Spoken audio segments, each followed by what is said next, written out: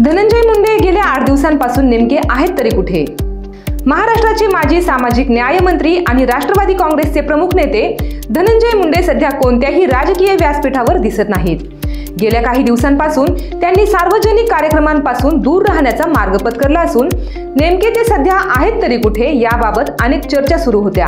मात्र आता खात्रीलायक माहिती मिळाली आहे की धनंजय मुंडे हे सध्या नाशिक जिल्ह्यातील इगतपुरी येथे जगप्रसिद्ध विपश्यना ध्यान केंद्रात मनःशांती आणि आत्मचिंतनासाठी गेले आहेत।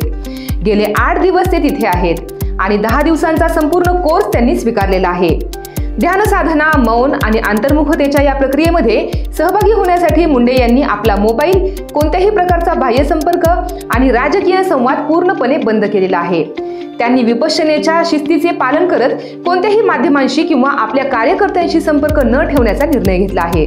यामुळेच गेल्या काही दिवसांपासून ते सार्वजनिक जीवनातून अनुपस्थित असल्याचे दिसून आले। या पार्श्वभूमीवर बीड जिल्ह्यातील गाजलेल्या संतोष देशमुख हत्या प्रकरणानंतर निर्माण झालेली राजकीय घडी लक्षात घेतली तर मुंडेंची ही ध्यान साधना अनेक अर्थांनी चर्चेचा विषय बनली आहे। देशमुख हत्या प्रकरणात संशयित आरोपी वाल्मिक कराड याला अटक झाल्यानंतर मुंडेंनी नैतिकतेच्या आधारावर आपल्या मंत्रिपदाचा राजीनामा दिला होता। त्यांनी कोणत्याही राजकीय दबावाविना आपला निर्णय घेतल्याचं जाहीर केलं होतं।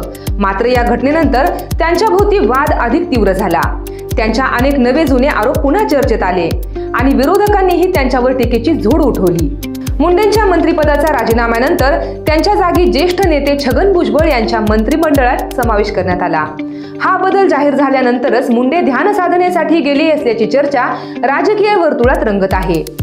काही राजकीय विश्लेषकांचा असा अंदाज आहे की हा काही ब्रेक नसून एक प्रकारचं रणनैतिक पुनर्मूल्यांकन आहे। गेल्या काही महिन्यात वारंवार वादात सापडलेल्या आणि नकारात्मक चर्चांमध्ये अडकलेल्या मुंडे यांनी जाणीवपूर्वक काही काळ सार्वजनिक आयुष्यातून दूर जाण्याचा निर्णय घेतल्याचं मानलं जात आहे।